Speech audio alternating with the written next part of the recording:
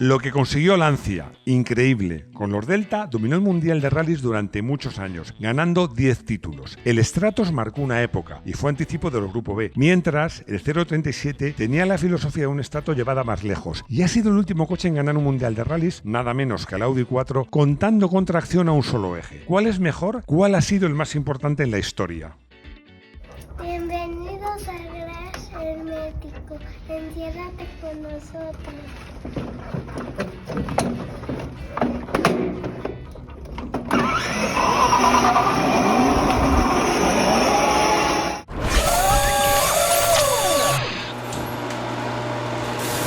Hay vídeos que me apetece mucho hacer y este es uno de ellos, anécdota incluida. No me extraña. Y a mí no me extraña que no te extrañe. Son dos coches preciosos y espectaculares. La verdad es que son dos coches muy bonitos. Pero además son coches únicos. Siempre hablamos de si los coches que tienen alma no tienen alma. Estos tienen alma, eso desde luego. Y además han sido coches muy importantes en la historia del motorsport. Yo creo que es que el mundo de los rallies no hubiera sido el mismo sin estos coches. Hemos disfrutado mucho haciendo este vídeo y yo espero que vosotros disfrutéis mucho viéndolo. En Garaje Hermético somos muy fieles a nosotros mismos y hay dos frases que no pueden faltar en nuestros vídeos. La primera frase, la primera pregunta es: ¿estás suscrito? Porque es muy fácil y es gratuito y nos ayudas mucho. Te mandamos notificaciones martes, jueves y domingo cuando lanzamos los vídeos. Así que por favor, ayúdanos y suscríbete. Y la segunda frase, la segunda pregunta, no lo voy a decir yo. Voy a dejar que sea Rodrigo quien la diga. Muy fácil. Las historias empiezan por el principio. Exacto. ¿Qué pasó en 1973? Fuera de cámaras, Rodrigo me está contando que pasó en 1973. Pasaron muchas cosas. El golpe de Estado en Chile, entre otras cosas. Pero bueno, vamos a centrarnos en lo nuestro, que es el motorsport. ¿Y qué pasó en el mundo del motorsport? Por cierto, viene la crisis del petróleo. Pero una de las cosas que pasó es que los rallies iban ganando enormemente y muy rápido popularidad en todo el mundo, pero especialmente en Europa. Los rallies, frente a los circuitos, eran baratos de ver. Claro, en los circuitos había que pagar una entrada, en los rallies no. Agarrabas tu coche, te ibas a una cuneta, a una carretera de montaña, te ponías ahí en una cuneta, una ladera, a esperar que pasaran los coches, echabas la mañana, la tarde, el día completo además, te juntabas con otros aficionados, con una hoguera, cambiando una cervecita, un bocadillo. Había conversaciones muy interesantes, sobre todo de noche, en los rallies de invierno. Yo recuerdo el ambiente que había y pasaban cosas muy curiosas. Os voy a contar una anécdota. Cuando debutaba como periodista, coincidí en un rally con mi querido amigo Luis Villamil, que entonces no era amigo, pero ya era muy admirado por mí como piloto, y me lo encontré porque él, además de correr, era muy aficionado también a ir a ver rallies. Total, que me lo encontré, era invierno, hacía un frío que pelaba, estábamos todos abrigadísimos, la Sierra de Madrid, y charlé con él y de repente le digo: mira, te voy a presentar a mi novia. Cogí así el brazo, pues a la chica que tenía al lado y dije: mira, esta es mi novia, Luisa. Y Luisa me se agacha, mira y dice: no, esa no es tu novia, es mi novia. Con tanta ropa encima había confundido su novia con mi novia. Pero bueno, mi novia no sé dónde había ido, estaba un poco más alejada. No pasó nada, nos reímos mucho. Y es que en los rallies sigue habiendo muy buen ambiente. Sigamos con las ventajas de los rallies. Eran y son muy espectaculares. Sobre todo cuando, además de asfalto, había tramos de tierra, no digamos ya si había de hielo o nieve. Eran muy espectaculares, siguen siéndolo y sigue habiendo muchos rallies que se disputan sobre tierra o sobre hielo o nieve. Una tercera, para el organizador. Organizar un rally, bueno, era complicado, hay que cerrar carreteras y esas cosas, pedir permisos, pero no hacen falta unas instalaciones ad hoc, un circuito carísimo de hacer. Ahora hay muchos circuitos. En el año 73, sobre todo en España, había poquísimos. En todo el mundo había muchos menos. Eso además era una ventaja para las marcas, porque podían decir que sus coches eran muy competitivos en el mundo de competición en carreteras y circunstancias reales. No en un circuito de asfalto, de día, no. En carreteras de montaña, de todo tipo, de noche y de día. Era también una ventaja para las marcas. Y por último, en los rallies se usaban coches de calle, es decir, coches matriculables. De hecho, los coches de rally tienen que estar matriculados porque van por las carreteras. Pero claro, muy preparados, muy preparados. Bueno, eso, además de ser una ventaja en cuanto a precio para las marcas, pues suponía una ventaja muy importante. ¿Por qué? Porque los espectadores identificaban los coches que veían en las carreras, en los rallies, con los coches que podían comprar. Eso sigue pasando hoy día. Ves los coches de los rallies o incluso campeonatos de turismo de circuito y ves un coche y dices, un coche como el que yo tengo, más o menos. Claro, eso no pasa con la Fórmula 1, ni siquiera le pasa a Ferrari. El parecido que hay entre un Ferrari de Fórmula 1, sobre todo a simple vista, y un Ferrari de venta al público, es casi nulo. Por estas razones, y seguramente por otras, pues la FIA, la Federación Internacional del Automóvil, decide crear en 1973 el Campeonato del Mundo de Constructores de Rallys.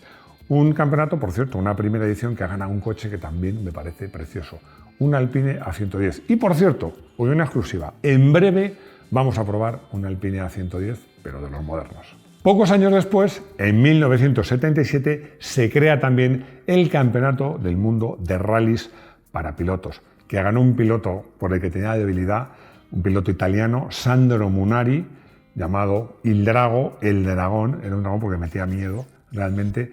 Bueno, un piloto que, por cierto, a sus 84 años sigue vivo, y eso que hace poco, en el año 2022, nos dio un susto. Pero ahí sigue Il Drago, vivito y coleando. Nace el Stratos 0. En este canal hemos hablado muchas veces, y además recientemente en un vídeo que hicimos de Concept Car volvió a salir, de este coche, el Lancia Stratos 0, diseñado por el genial Marcello Gandini, por cierto, al que le dedicamos otro vídeo también recientemente, porque desgraciadamente pues falleció, cuando trabajaba para Carrozzeria Bertone. Este coche se presenta en el Salón de Turín del año 1970.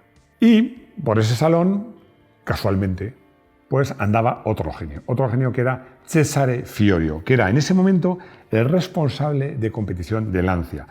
Bueno, es que Lancia tenía un problema, es que sus Fulvia HF, que eran coches muy pequeñitos, de tracción delantera, con un motor V4, estrecha tracción delantera, ya lo he dicho, pues necesitaban un recambio, porque claro, llegaban otras marcas con coches muy competitivos, en concreto Porsche con el 911 y Alpine con el A110. Vio el Stratos 0, vio la disposición mecánica y soñó, ¿y si hacemos una versión de carreras de este prototipo? Sinceramente, yo creo que Fiorio ni en sus mejores sueños pensó que esto iba a salir también.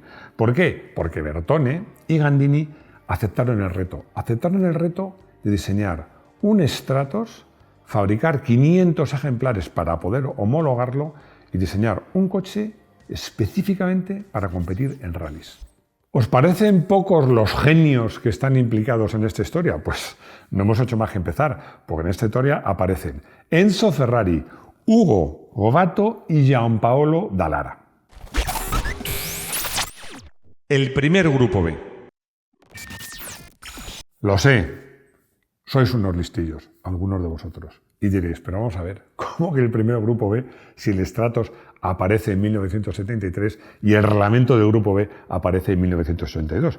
Bueno, es muy sencillo, porque el equipo de Lancia y el equipo de Bertone, con Gandini en la cabeza, con Fiorio, por decirlo de alguna manera, lo que hicieron fue dar la vuelta al calcetín. ¿Y por qué digo esto? Porque en vez de partir de coches matriculables, aunque fueran muy deportivos, como en el caso de 911 o del Alpine, y prepararlos para competición, lo que hicieron fue diseñar un coche de competición y prepararlo para homologarlo y poderse matricular como coche de calle. Es decir, seguir el camino justamente inverso. Y exactamente eso era el alma del reglamento del Grupo B, que por primera vez en rallies permitía hacer prototipos diseñados específicamente para competir en rallies, con la única condición de hacer una corta tirada para homologarlo como coche de calle. Hay una frase que digo mucho, pero es que me la creo, y es que la realidad supera a la ficción. Imaginaos que esto fuera una película. Diseñan el coche, y el coche mola mucho, está muy bien, pero ¿qué pasa? Que hace falta un buen motor, y no lo tenían. ¿Y qué pasó? Pues que Ugo Govato, que como os he dicho estaba por allí y estaba al frente de Lancia, pues había estado al frente de Ferrari. Y Hugo era otro, como yo lo llamo, otro de esos locos maravillosos. Paralelamente hay otra historia. Fallece, desgraciadamente, el hijo de Enzo Ferrari, Dino Ferrari. Bueno, y desaparece la marca, porque ya sabéis que ha hecho una marca para hacer Ferraris más asequibles, que era la marca Dino, con motores Ferrari. Pero cuando deciden dejar de fabricar los Dino, pues resulta que por la fábrica pues les quedaban unos cuantos bastantes motores de Ferrari, que eran V6 a 65 grados de 2,5 litros. Pues como os digo, los astros se alinearon y con el permiso de Enzo, con la gestión de Hugo, con la brillantez de mucha más gente, consiguieron que el Lancia Stratos fuera un Lancia con alma de Ferrari. En este momento entra en escena otro genio, Gianpaolo Dallara. Genio, es que diseñó los chasis, por ejemplo, del Lamborghini Miura, del Spada, y diseñó también el chasis del Stratos, que era un chasis muy particular, con este motor Ferrari V6 transversal y que además pues, era prácticamente un monoplaza. De todas estas afortunadas carambolas nació el Lancia Stratos. El Lancia Stratos que ganó 3 mundiales de constructores consecutivos en el año 74, 75 y 76 y el de pilotos en 1977. 10 años después. Cuando aparece el reglamento de Grupo B, en Lancia se frotan las manos. Dicen, o sea, que ahora el reglamento es que podemos diseñar coches de competición para los rallies. Pero si eso ya lo hemos hecho nosotros con el Strato. Si lo hemos hecho una vez, lo podemos hacer más veces. Voy a ser un poco crítico con Lancia, y es una marca que la tengo un enorme cariño, y estamos hablando de coches, aquí he traído unos cuantos que idolatro. Yo creo, como dirían mis hijos, que fueron un poco desobrados. ¿Por qué? Yo creo que se sintieron tan seguros. Si hemos sido capaces de diseñar un Stratos hace más o menos 10 años, vamos a hacer un Stratos mucho mejor en todo. No miraron lo que pasaba a su alrededor. Si el Lancia 037, este coche que tenemos aquí, hubiese sido de tracción total, la historia del mundo de los rallies hubiera sido otra. Es verdad, todo hay que decirlo, que el Lancia 037 se diseñó y se construyó en un tiempo auténticamente récord, porque se partió de un Lancia Beta, pero de Beta Monte Carlo, de motor central, se cogió lo que es la célula central de ese coche y se diseñaron 2 subchasis tubulares, delante y detrás, reforzados con Kevlar, con carbono, y se diseñaron unas suspensiones también casi de monoplaza que eran un auténtico lujo. Para el motor, partieron de un motor que era un viejo conocido, el motor que en Fiat se llamaba tipo Lampredi, en honor al ingeniero que lo ha diseñado. Bueno, es un motor muy conocido también en España, porque era el que montaron algunas versiones de los SEAT, no Fiat, sino SEAT, eran en España, 124 y 1430. Y para la ocasión se le montó por supuesto una culata de 16 válvulas, y algunos pensarían, ¿y un turbo? Pues no se montó un turbo.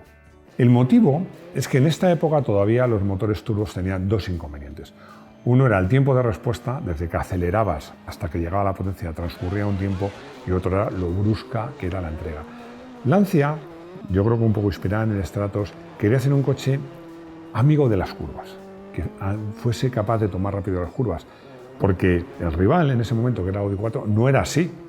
El Audi 4 con el motor ahí delante descolgado era un coche que no era amigo de las curvas, pero frenaba también y sobre todo aceleraba también por tracción y potencia, que las curvas las pasaba despacio, pero llegaba muy deprisa y salía muy deprisa de las curvas. Era otro concepto.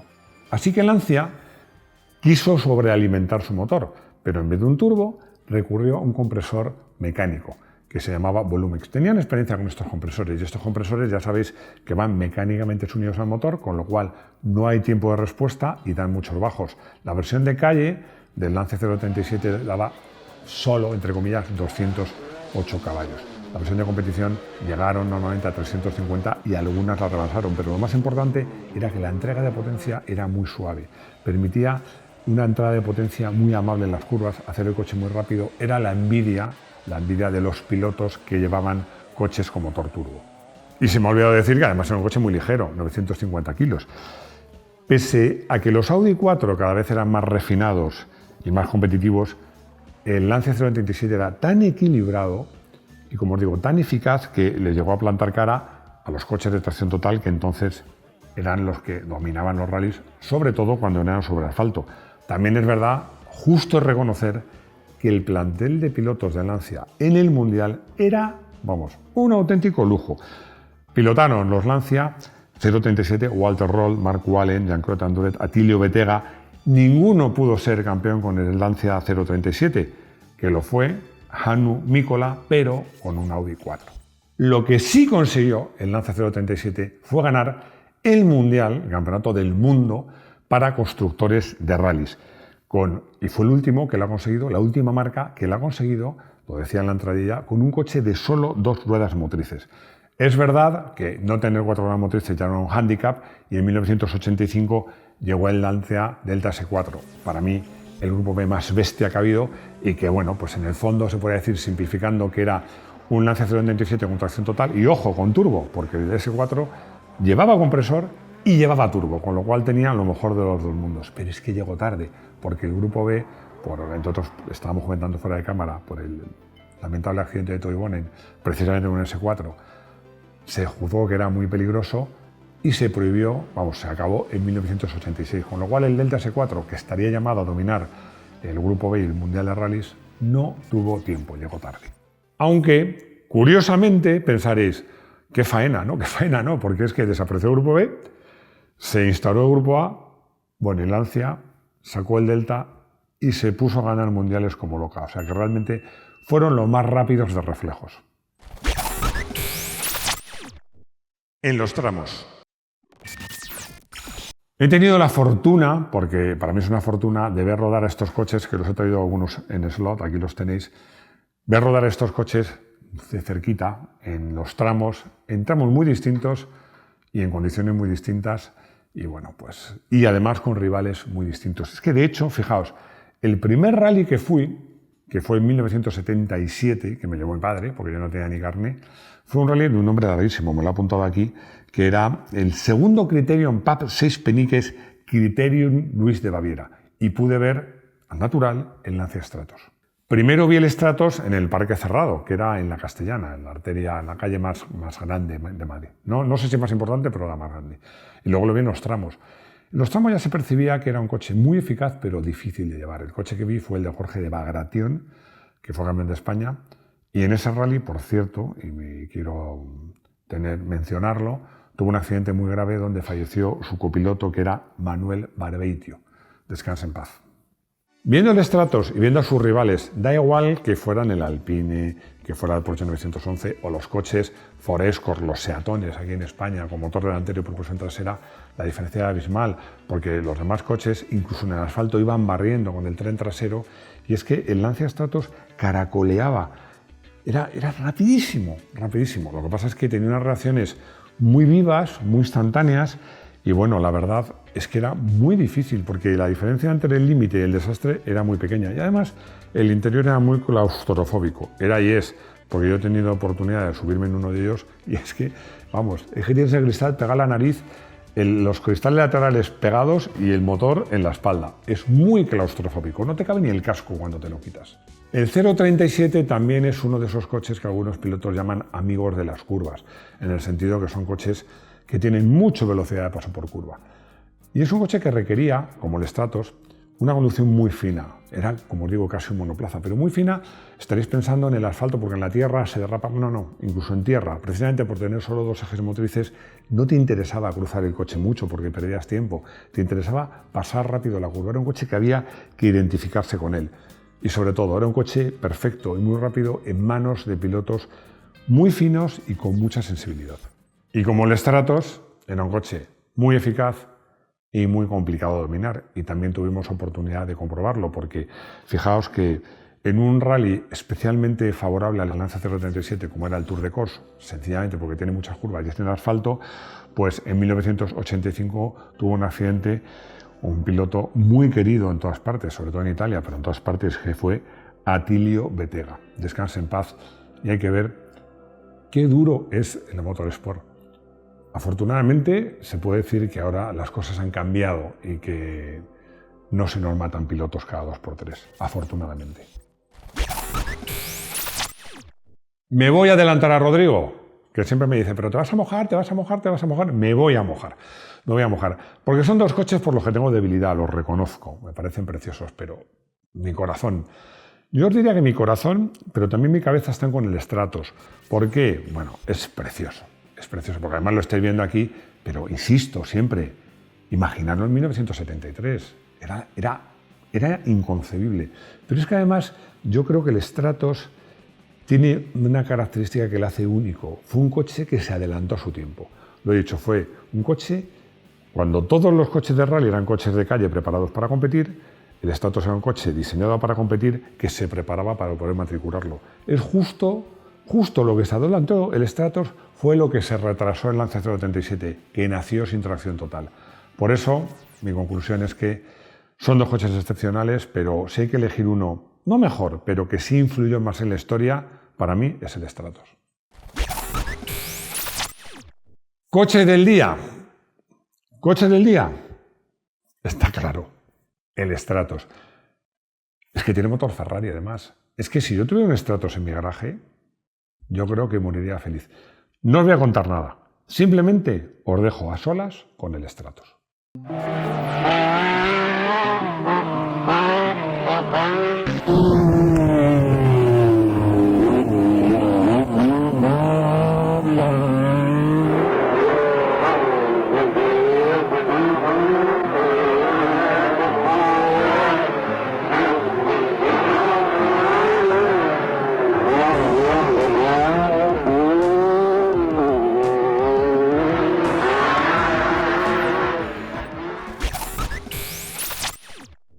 Archie me dice que le gusta el slot y que se puede encontrar Lancia Stratos y Lancia 037 de slot.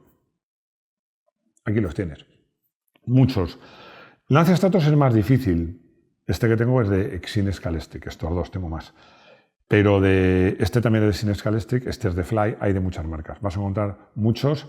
Bueno, y los de Fly son, a nivel de maqueta, una auténtica pasada. Hay y de muchas marcas y además muchas decoraciones diferentes. A través de los comentarios me ha llegado una pregunta que le he querido traer aquí al vídeo. Es una pregunta de, lo voy a leer, Jesuchal3802 y que leo textualmente. Yo siempre me he preguntado si lo que cantaban los inhumanos sobre el Simca 1000 era verdad o una simple alegoría. Esto fue un comentario en el vídeo del Simca 1200. Yo creo que todos conocéis esta canción de los inhumanos, pero por si acaso lo recuerdo. Tranquilo, Rodrigo, no la voy a cantar, solo voy a recitar. Qué difícil es hacer el amor en un Simca 1000. Pues esta estribillo tiene su lógica. Esto ya es la respuesta. Tiene su lógica. Yo como propietario y adolescente, bueno, adolescente, más que adolescente ya, en esa época de un Seat 850, claro, lo entendía. Y te explico por qué. Porque los coches que eran de 4 puertas, como el caso del Simca 1000, también del R8, los asientos delanteros no basculaban. Con lo cual, si te pasabas al asiento trasero a hacer lo que fuera, pues tenías el espacio que tenías. Yo en mi 850 jugaba con ventaja. ¿Por qué? Porque me pasaba al asiento trasero, reclinaba los asientos delanteros y tenía mucho más espacio. Hacer el amor en un Simca 1000 era más difícil que hacer el amor en un Seat 850. Y llegamos al final de un vídeo donde ha habido de todo. Hemos hablado de hacer el amor, hemos hablado de Ferrari, de Lancia, de Grupo B, de circuitos, de Ferrari ya lo he dicho, de Dino, Ferrari, en fin. Este es el típico vídeo que yo disfruto mucho haciéndolo porque son coches que idolatro, que me encantan y que todavía hoy a veces me acerco a mi vitrina y me quedo mirándolos y babeo como un tonto, pero es que no lo puedo evitar. Soy así, me encantan los coches. Los coches tan bonitos, mucho más. Gracias por seguirnos, por estar ahí, por vuestros comentarios, que los leo mucho, por compartir, que en algún vídeo se me ha olvidado recordarlo, compartirlo, por... ¿qué más? Por suscribiros, por supuesto. Pero lo más importante es que espero veros aquí de nuevo en nuestro garaje hermético. Hasta pronto.